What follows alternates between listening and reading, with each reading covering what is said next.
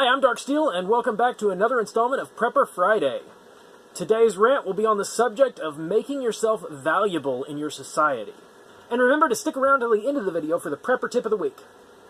Not everyone is a Viking warrior or Navy SEAL, so how are those with limited skills going to survive if the world falls to shit? And let's say you are a warrior, but not great at keeping up with things like sanitation planning or mending your clothes.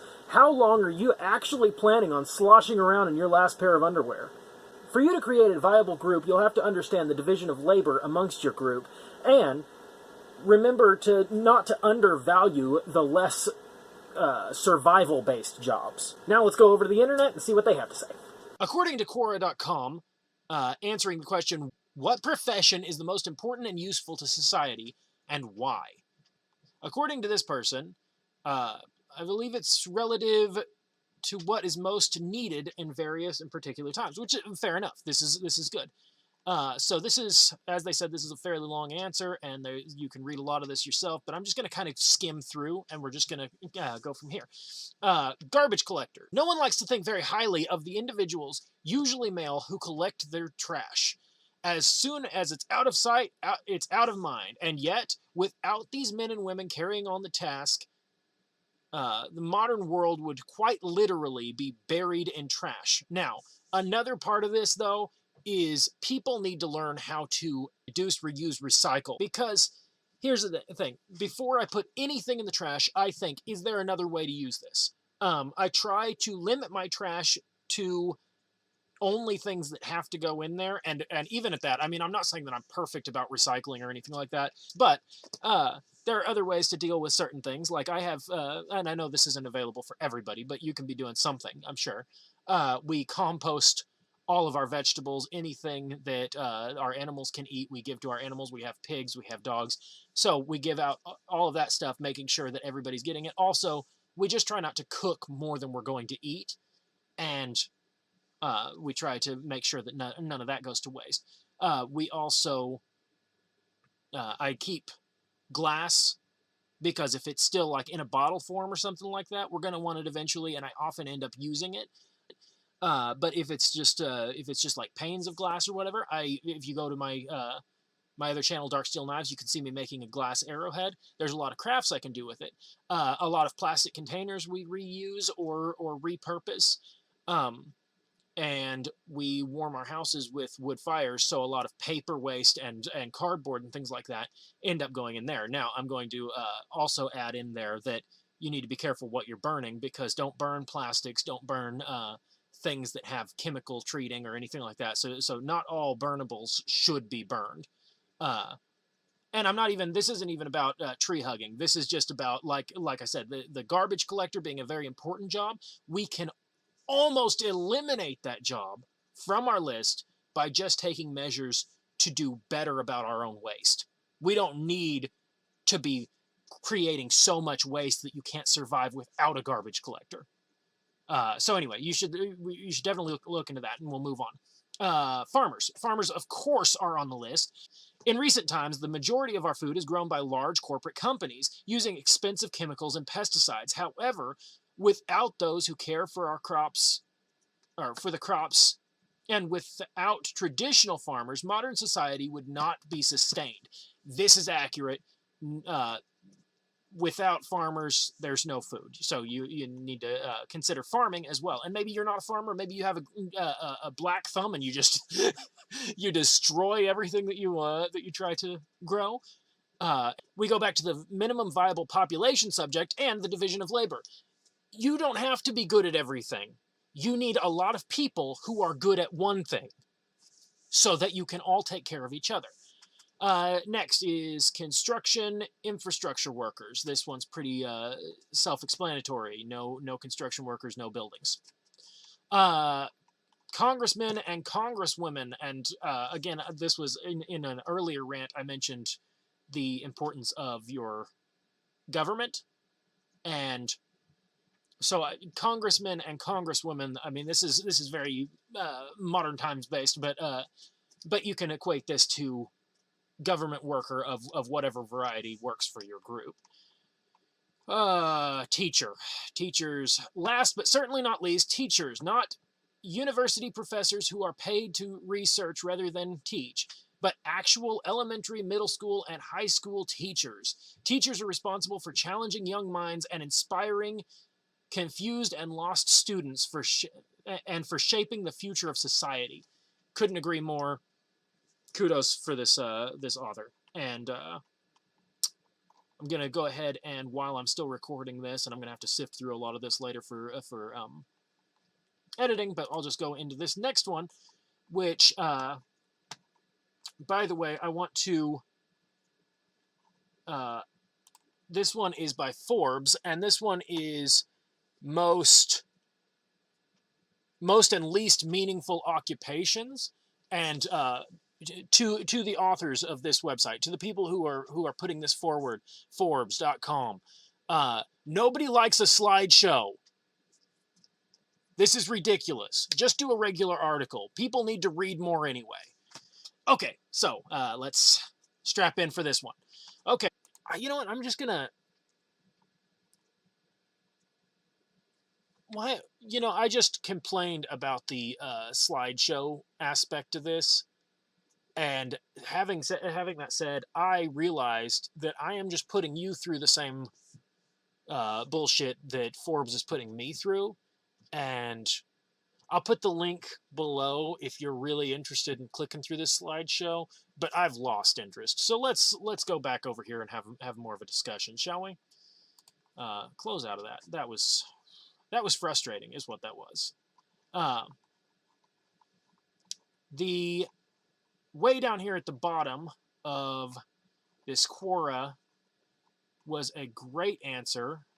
Here we go. Okay, great answer. Thomas Jones, PhD candidate. Okay, mothers and housekeepers. No mother, no children, no people. Well said.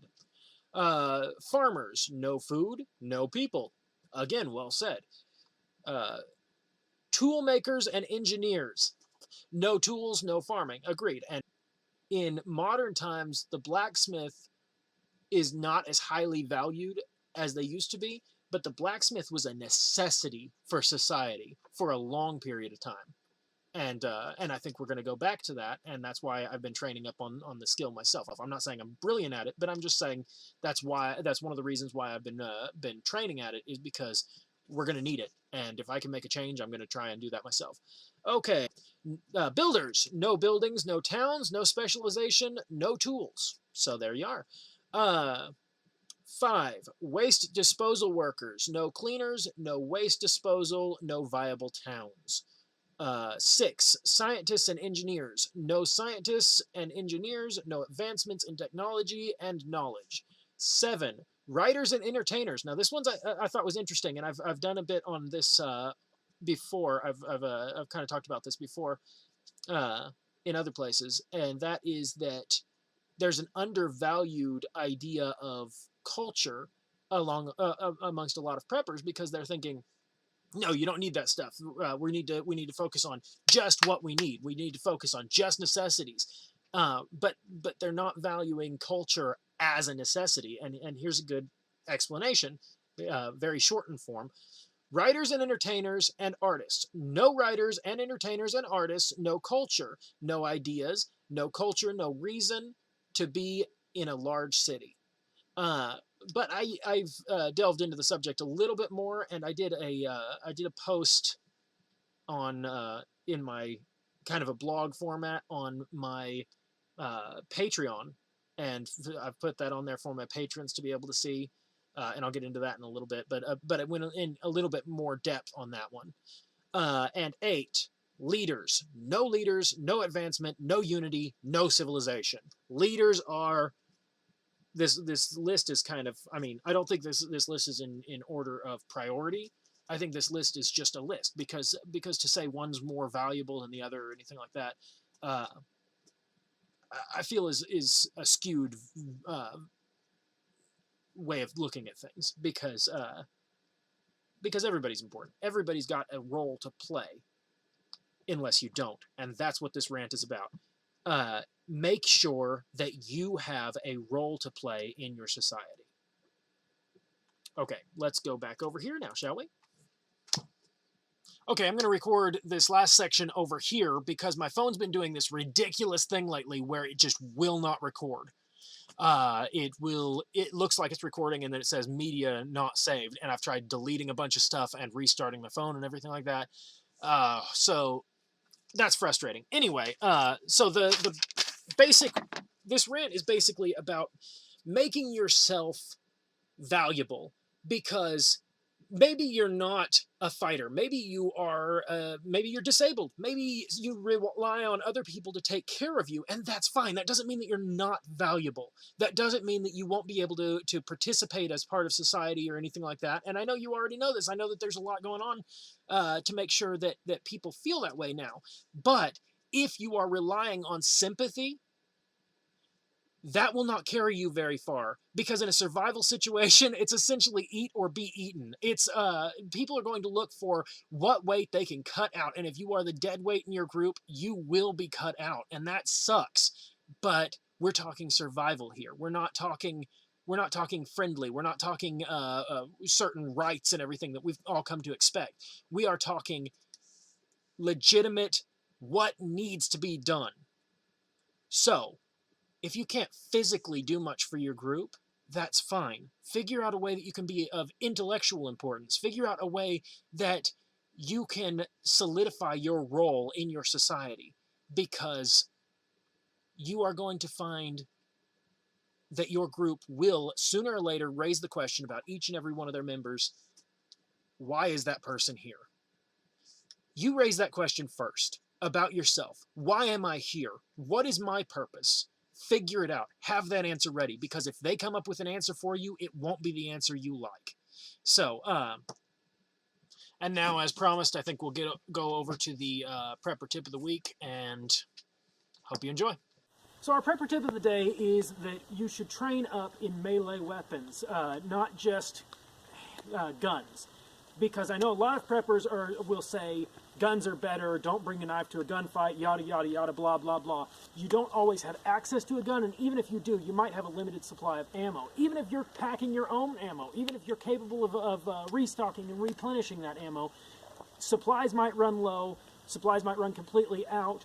You might not always be able to. Besides the fact, maybe your gun is out of reach at the moment, and what you can grab is a stick or a baseball bat or something along those lines. There's plenty of videos online about this, or you can go seek out martial arts training or whatever. A simple stick about this long, some basic sword play skills can come into play where you're more efficient if you've already got the muscle memory down for how to use something like this. Anybody can swing a stick. Anybody can bash somebody over the head with a blunt object. This isn't hard, but your ability to hurt somebody else, not hurt yourself, not strain yourself, can all be increased by increasing your training in those areas. The other one is the staff, and the staff is, this one's actually kind of ideal because a staff is a stick. That's not even like we're pretending a stick is a sword. A staff is a stick, so the basic getting the motions down so that you don't mess yourself up, so that you don't accidentally hit yourself. These are important skills, and you know, you can survive without all of this. You can survive. Everybody's going to have different survivability. That's what the basis of our video is today. But why not increase your ability to survive? Why not be the Renaissance man? Why not be able to do all of it? Do as much as you can, and that's, again, the basis of today's video is about making yourself as valuable to your society as you can. So these little tips of the day are just to increase your ability to do that. Anyway, I hope you enjoyed. Thank you. Let's get back to the shameless self-promotion. Okay, so you can show your support on this YouTube channel or on my other YouTube channel, and don't forget to check out my Patreon, where patrons have access to all kinds of content not available anywhere else on my YouTube or anything like that, such as my prepping blog posts and some upcoming videos to be determined. Remember, supporting me helps improve my content. I'm reading a script, by the way. If I'm looking down here, that's why. Here, I'll put it up here so it's a little bit. There we go. Remember, supporting me helps me improve my content and prepare my people for whatever comes next, which in turn may give me experience and increase the value of my Prepper Friday posts. So that's what's in it for you.